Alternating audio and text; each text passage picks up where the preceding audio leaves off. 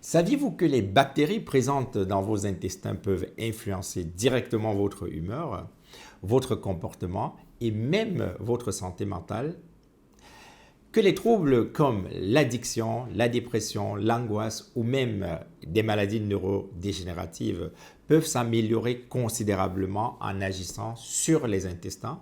Si vous voyez un psy pour les addictions, la dépression ou l'angoisse, il pourrait se retrouver au chômage si vous êtes au courant de ce dont je vais vous parler dans cette vidéo.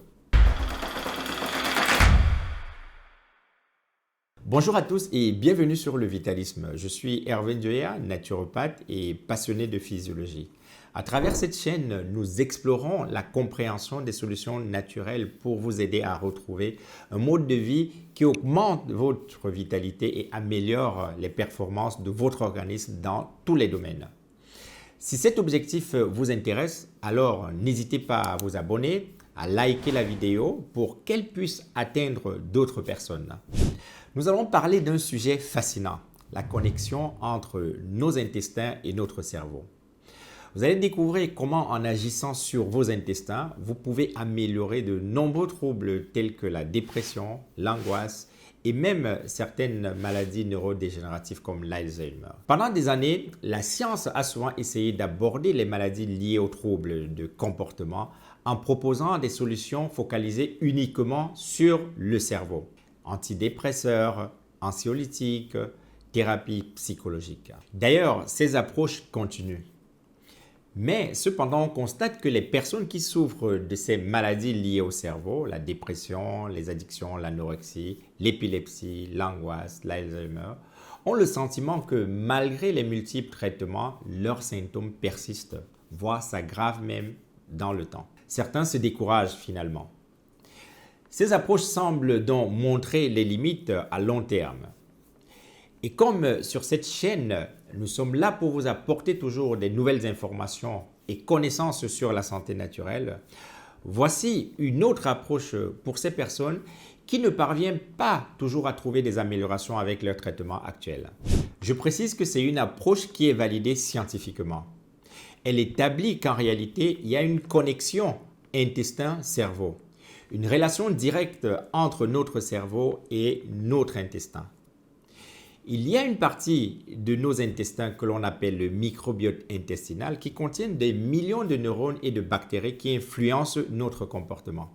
Ce qui nous amène au fait que plutôt que d'agir au niveau du cerveau directement pour ces maladies et problèmes de comportement, lorsqu'on agit sur les intestins, on améliore les symptômes beaucoup plus efficacement. On dit d'ailleurs plus généralement que la plupart des maladies commencent dans l'intestin. Grâce à cette connexion intestin-cerveau, en modifiant l'état des intestins, on modifie le microbiote intestinal et on a un impact direct sur notre cerveau. Autrement dit, en agissant sur le microbiote intestinal, on peut contribuer à améliorer la santé mentale en réduisant l'anxiété, la dépression et les autres maladies. Cette transformation de l'état des intestins peut se faire en deux étapes. La détoxification, une première phase indispensable pour diminuer les déchets dans le corps en éliminant les toxines. Cela permet de créer un environnement propice pour commencer à améliorer certains symptômes. Les changements alimentaires ensuite. Après la détox, une phase de changement alimentaire est nécessaire. Phase pendant laquelle vous devez vous orienter vers une alimentation qui favorise un microbiote intestinal sain. Par exemple, éviter les aliments pro-inflammatoires comme les produits laitiers et les aliments ultra transformés. Et privilégier au contraire les aliments riches en fibres, en minéraux et les bonnes matières grasses. Quoi qu'il en soit, les besoins de changement alimentaire ne sont pas les mêmes pour tout le monde. Chaque personne est unique. Cette phase peut être très complexe et peut nécessiter des changements et des ajustements personnalisés. Dans la pratique, parfois cela implique de supprimer certaines catégories d'aliments temporairement, puis les réintroduire progressivement plus tard. Désormais, vous savez que pour faire face à vos addictions diverses, aux maladies neurodégénératives, à la dépression, l'angoisse, l'anorexie, vous pouvez agir autrement qu'en vous focalisant uniquement sur le cerveau en consommant les antidépresseurs. Cette nouvelle approche dont je vous ai parlé ici vise à agir sur les intestins pour commencer à améliorer efficacement vos symptômes. Et ça commence par un bon plan de détoxification efficace. Pour bien réussir votre détox en 7 jours, j'avais d'ailleurs fait une masterclass gratuite que je vous invite à découvrir dans le lien qui est dans la description de la vidéo.